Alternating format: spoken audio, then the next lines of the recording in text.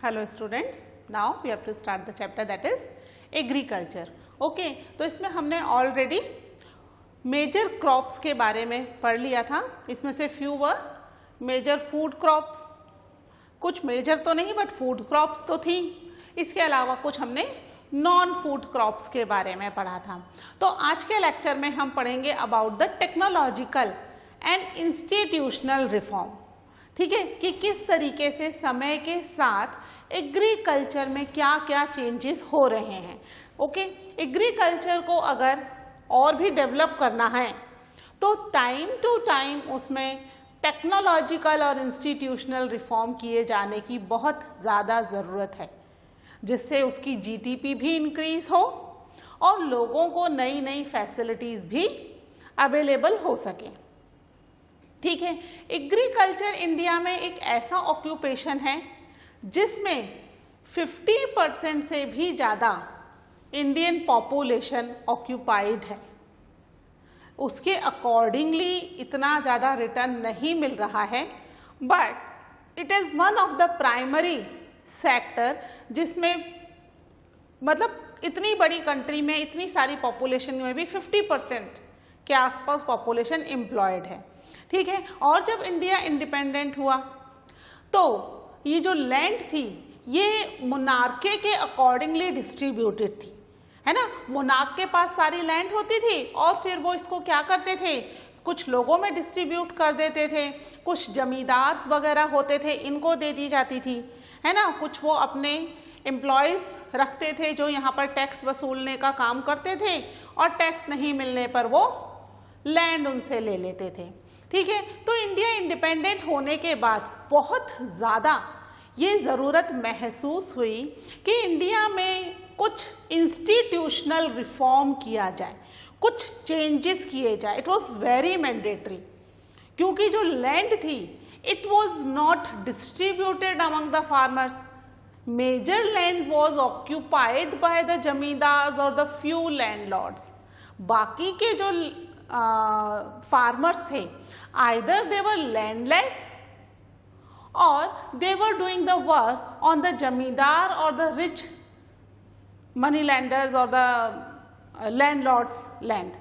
तो यहाँ पर अगर इंस्टीट्यूशनल रिफॉर्म नहीं किया जाता तो हो सकता है कि बहुत लंबे टाइम तक फार्मर सरवाइव नहीं कर पाते। जैसा कि हमने देखा है कि फार्मिंग के अंदर सीजनल अनएम्प्लॉयड भी होता है ना। We were already discuss about it कि भाई फार्मिंग में पूरे साल तो काम मिलता नहीं, कुछ टाइम काम मिलता है और उसमें भी फिर किसी और के फील्ड में हो तो उतने ही वेजेस आएंगे, तो कोई प्रॉफिट नहीं होगा। तो इसमें ज़रूरी है कि गवर्नमेंट कुछ इंस्टीट्यूशनल रिफॉर्म करे और उन इंस्टीट्यूशंस को प्रॉपरली चलाने के लिए टेक्नोलॉजिकल रिफॉर्म की ज़रूरत पड़ती है। ठीक है, तो ये जो लैंड है ये ज़मींदार से ली गई, जमींदार जितने भी थे उनसे बहुत सारी लैंड, मतलब एक तरीके से गवर्नमेंट ने एक प्रोग्राम चलाया जिसके अकॉर्डिंग जमींदार्स को अपनी लैंड गवर्नमेंट को सरेंडर करनी पड़ी। पूरी नहीं, कुछ परसेंटेज, कुछ उसमें रूल्स रेगुलेशंस थे, according to that they have to surrender their land. तो ये जो कलेक्टिवाइजेशन प्रोग्राम था इसको चलाया गया। ठीक है, कंसोलिडेशन एंड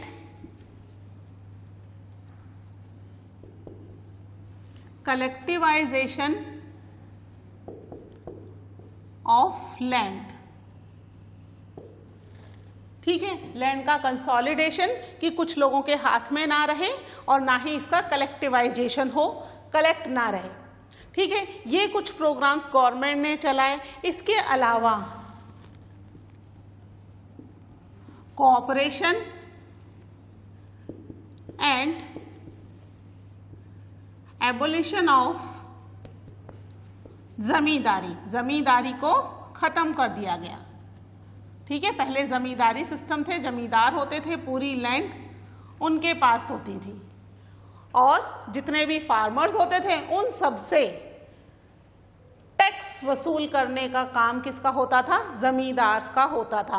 तो ये भी इन्होंने हटा दिया गया।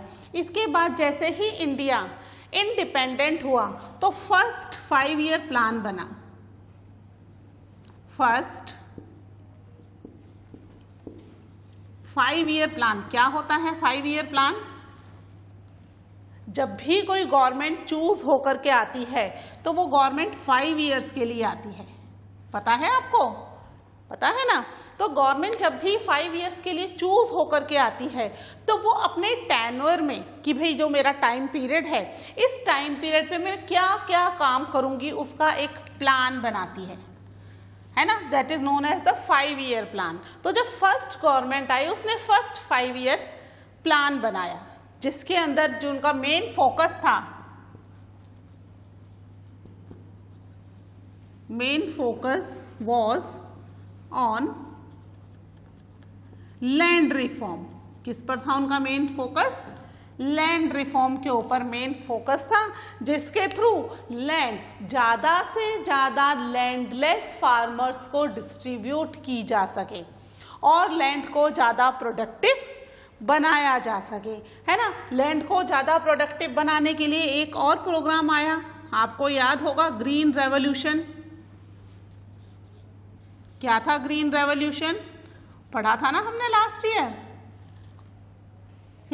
ग्रीन रेवोल्यूशन में गवर्नमेंट ने फार्मर्स को ज्यादा से ज्यादा फूड क्रॉप्स ग्रो करने के लिए कहा, साथ ही कुछ new types of seeds that is known as the HYV seeds, ठीक है, उन्हें इंट्रोड्यूस किया। HYV seeds plus fertilizers, pesticides पर सब्सिडी दी, ये चीजें इंट्रोड्यूस की जिससे कि ज्यादा से ज्यादा फूड ग्रेन ग्रो किया जाए।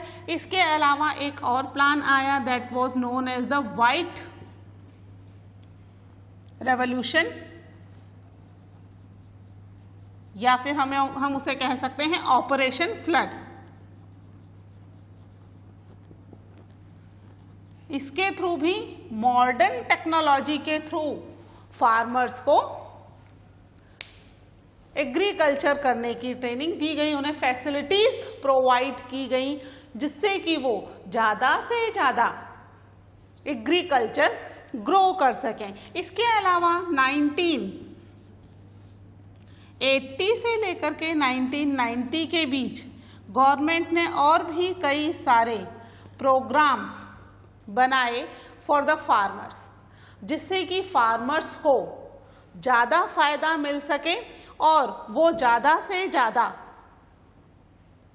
काम कर सके। इसके लिए गवर्नमेंट ने शुरू किया यहाँ पर क्रॉप इंश्योरेंस, ठीक है, क्रॉप इंश्योरेंस अगेंस्ट किसके अगेंस्ट?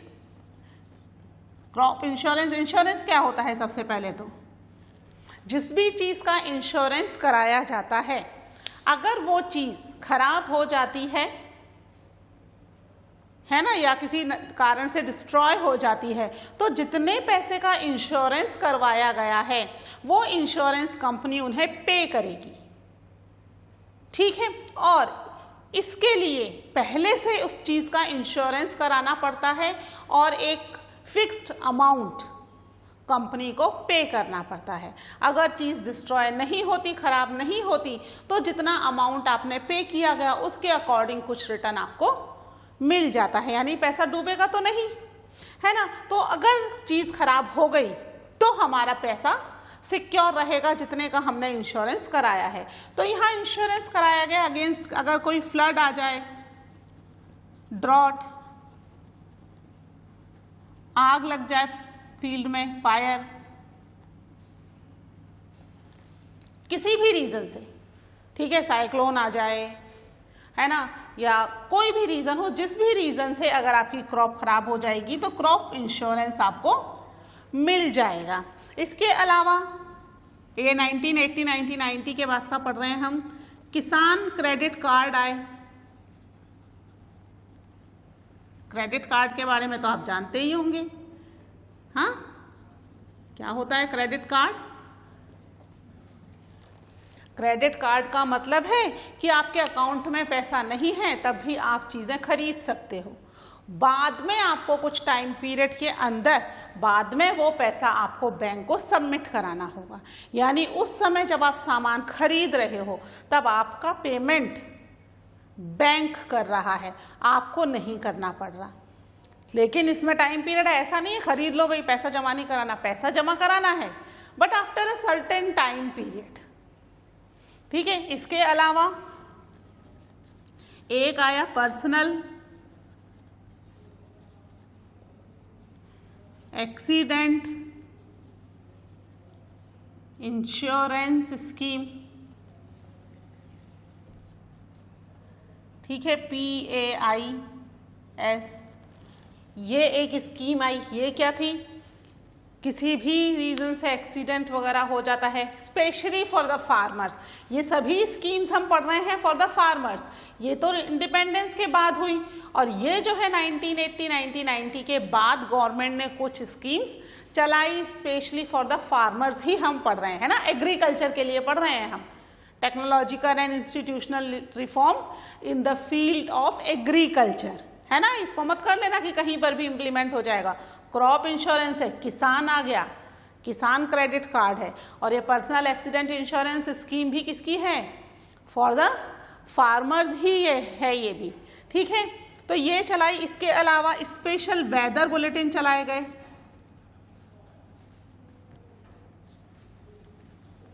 वेदर बुलेटिन क्या होते हैं?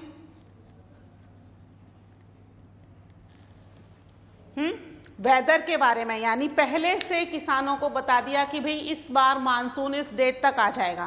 किसानों को ही क्यों, ये तो न्यूज़पेपर में भी आ जाता है ना। पहले से ये अनाउंसमेंट कर दिया जाता है कि इस बार मानसून 5 जून तक आ जाएगा या 15 जून तक आ जाएगा या इस बार लेट हो जाएगा, जुलाई में पहुंच जाएगा।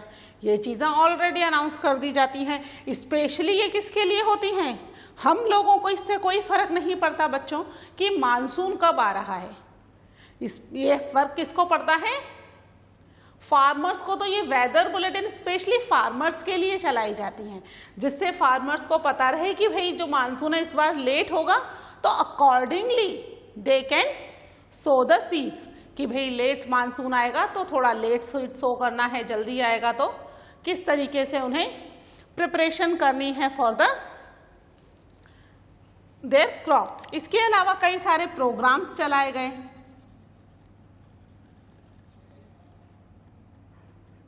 किस पे चलाए गए? Programmes for farmer on television and radio. सुना होगा आपने, कई बार रेडियो पर आता है। ठीक है, किसान भाइयों के लिए, है ना। तो किसान भाइयों के लिए से मतलब कि अगर फार्मर्स को कोई प्रॉब्लम है तो वो अपनी प्रॉब्लम्स यहाँ पर शेयर कर सकते हैं थ्रू द टीवी और रेडियो। वो प्रॉब्लम्स उनकी सॉल्व की जाती हैं, है ना। तो वो उसमें कई सारे लेटर्स भी पढ़ते हैं, कई सारी प्रॉब्लम की भी कीड़े लग गए हैं तो किस तरीके से उन्हें क्या पेस्टिसाइड यूज़ करना है, क्रॉप किस तरह क्रॉप रोटेशन करनी है, ये सारी चीज़ें यहाँ पर डिस्कस होती हैं। तो टीवी पर भी का प्रोग्राम आता है और रेडियो पर भी, एफएम पर भी आता है। ठीक है, आप देखना कभी एफएम आप अपने यूजुअल टाइम के आसपास ना खोल के अलग टाइम पर खोल लो। मॉर्निंग के समय भी आता है और इवनिंग में भी आता है, एफएम पर भी आता है, स्पेशली फॉर द फार्मर्स, कि फार्मर्स को बताया जा सके कि उनके लिए क्या सही है और क्या गलत और किस तरीके से they can increase their crop production. ठीक है, इसके अलावा एमएसपी, एमएसपी वर्ड से तो आप अच्छे से जानते ही हो क्या है एमएसपी, लास्ट ईयर पढ़ करके आए हो ना। Minimum support price, minimum support price. कौन अनाउंस करता है ये minimum support price? It is announced by the government. ठीक है, गवर्नमेंट अनाउंस कर रही है फॉर द फार्मर। और कब कर रही है? उनके सीड्स सो करने से पहले, बीज बोने से पहले ही already they announce the minimum support price कि अगर आप फूड ग्रेन व्हीट और राइस ग्रो करते हो, ठीक है, ये ग्रीन रेवोल्यूशन के समय इन्होंने ये स्टेप लिया था, कि फार्मर्स जो हैं कहीं ऐसा हो कि बहुत ज़्यादा अगर फूड क्रॉप्स ग्रो हो जाएगी। हमने देखा है कि अगर किसी चीज़ का प्रोडक्शन बहुत ज़्यादा हो जाता है तो प्राइस कैसी हो जाती हैं, डाउन, है ना। तो प्राइस डाउन हो जाएंगी तो फार्मर्स क्यों ज़्यादा फूड ग्रेन ग्रो करेंगे, उन्हें पता है सभी फूड ग्रेन ग्रो कर रहे हैं और अल्टीमेटली इसकी प्राइसेस डाउन होनी है ना। तो कहीं फार्मर्स इस वजह से कि उन्हें नुकसान हो जाएगा, गवर्नमेंट ऑलरेडी एमएसपी यानी कि मिनिमम सपोर्ट प्राइस अनाउंस कर देती है कि भाई आप फूड ग्रेन ग्रो करो और इसका मिनिमम प्राइस ये रहेगा, ऑलरेडी अनाउंस्ड है ग्रो करने से पहले। सीड्स तो अभी तक बीज बोने का टाइम नहीं आया, उससे पहले अनाउंस कर दिया कि आप अगर ये क्रॉप ग्रो करते हो तो क्रॉप ग्रो करने के बाद जब भी आप इसे सेल करोगे तो आप इसको मिनिमम इस प्राइस में बेच सकते हो, और अगर कोई नहीं खरीदेगा तो क्योंकि गवर्नमेंट ये प्राइस अनाउंस कर रही है तो वो सारा का सारा ग्रेन खुद गवर्नमेंट परचेज कर लेगी। हमने पढ़ा है last year about the buffer stock, है ना, फूड सिक्योरिटी चैप्टर पढ़ा था ना। बफर स्टॉक में हम ऑलरेडी ये पढ़ करके आए हैं कि क्या करती है गवर्नमेंट, एमएसपी अनाउंस करती है और उस प्राइस पर फार्मर से सारा ग्रेन परचेज कर लेती है और बाद में वही ग्रेन सब्सिडाइज्ड रेट पर, सब्सिडाइज्ड रेट मतलब जो एक्चुअल रेट है उससे कम रेट पर, सब्सिडाइज्ड रेट पर राशन शॉप्स में अपनी पॉपुलेशन को प्रोवाइड करवाती है ना। राशन शॉप या हम कह सकते हैं फेयर प्राइस शॉप, उस पर गवर्नमेंट ये जो है फूड ग्रेन बाद में अपनी पॉपुलेशन को प्रोवाइड करवाती है, क्योंकि अपनी कंट्री की पूरी पॉपुलेशन को फूड प्रोवाइड करना is also a responsibility of government. ठीक है, तो यहाँ पर जो हमारे टेक्नोलॉजिकल और इंस्टीट्यूशनल रिफॉर्म्स हो रहे हैं, it is very good for the farmers. ठीक है, तो ये केवल गवर्नमेंट ही कर रही है ऐसा नहीं है। इसके अलावा हम अभी एक स्टोरी डिस्कस करेंगे that is about the Bhoodan and Gramdan, है ना। पहले आप इनको नोट कर लीजिए, उसके बाद we will discuss about the story of Bhoodan and Gramdan कि किस तरीके से लोगों ने भी आगे बढ़ के इनिशिएटिव लिए to provide the facility to the farmers. Okay,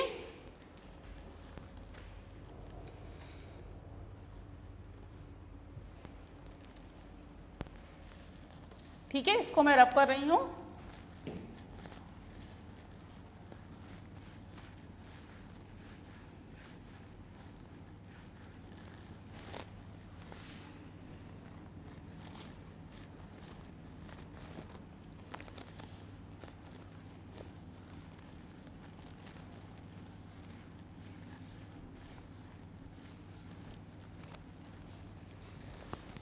ठीक है, तो एक स्टोरी हमारी बुक में दे रखी है दैट इज भूदान ग्रामदान। ठीक है, भू यानी लैंड, है ना, और ग्राम मीन्स विलेज, है ना, यानी लैंड को दान करना, चैरिटी ऑफ लैंड, दान मतलब चैरिटी, चैरिटी ऑफ लैंड और चैरिटी ऑफ विलेज, यानी पूरा का पूरा विलेज ही चैरिटी कर दिया। क्या हुआ था इसमें विनोबा भावे जी, नाम सुना होगा आपने,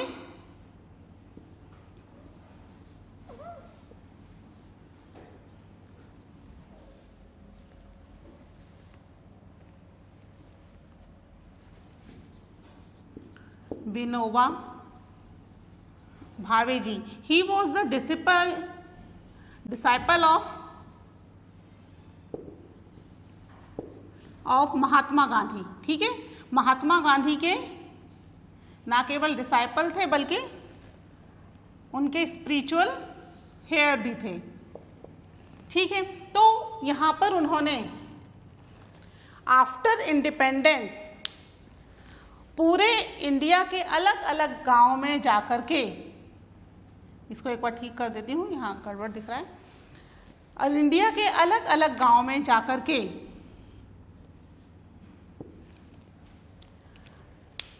लोगों को इंडिपेंडेंस के बाद किस तरीके से रिफॉर्म होगा और उन्हें time to time government facility provide करेगी, इसके लिए उन्होंने अधिकतर गांव में पद यात्रा शुरू की। ठीक है, पद यात्रा क्या होती है? पद यात्रा, पैदल घूमना शुरू किया। ठीक है, जिससे वो लोगों को बता सकें और उनके दुख दर्द what ever they have the grievances वो सुन सकें, जिससे वो गवर्नमेंट को सजेस्ट कर सके कि गवर्नमेंट किस तरीके से क्या क्या रिफॉर्म कर सकती है। ठीक है, तो इसके लिए उन्होंने अधिकतर गांव में पदयात्रा की, लोगों के साथ बैठते थे, उनकी प्रॉब्लम्स सुनते थे, डिस्कशन चलता था अच्छा खासा, है ना। एक विलेज से दूसरे विलेज, दूसरे विलेज से तीसरे विलेज वो घूमते रहते थे। ऐसे ही पदयात्रा करते करते वो आंध्र प्रदेश के, ठीक है, साउथ इंडिया में एक स्टेट है आंध्र प्रदेश, आंध्र प्रदेश के एक छोटे से विलेज में पहुंच गए और वहां पर भी वही बहुत सारे लोग इकट्ठे हो गए विलेज के और नाउ दे स्टार्ट डिस्कसिंग कि क्या प्रॉब्लम है। तो मेजर प्रॉब्लम लोगों को ये थी कि उनके पास एग्रीकल्चर के लिए लैंड नहीं थी, है ना। वो चाहते थे कि उन्हें लैंड मिले।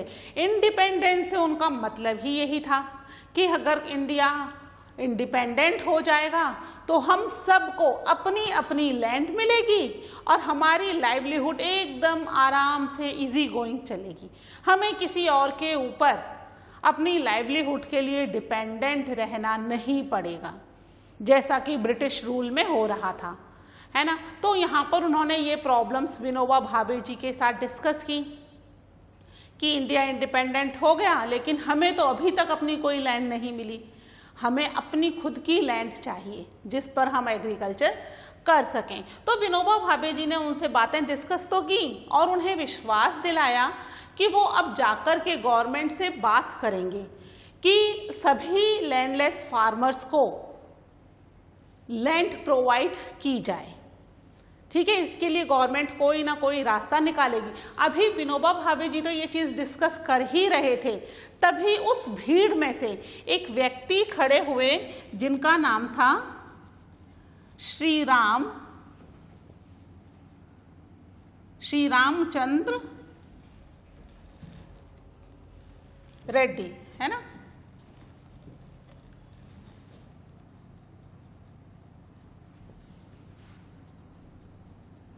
श्री रामचंद्र रेड्डी ये उठ खड़े हुए और इन्होंने कहा कि भाई मेरे पास जितनी लैंड है उसमें से 80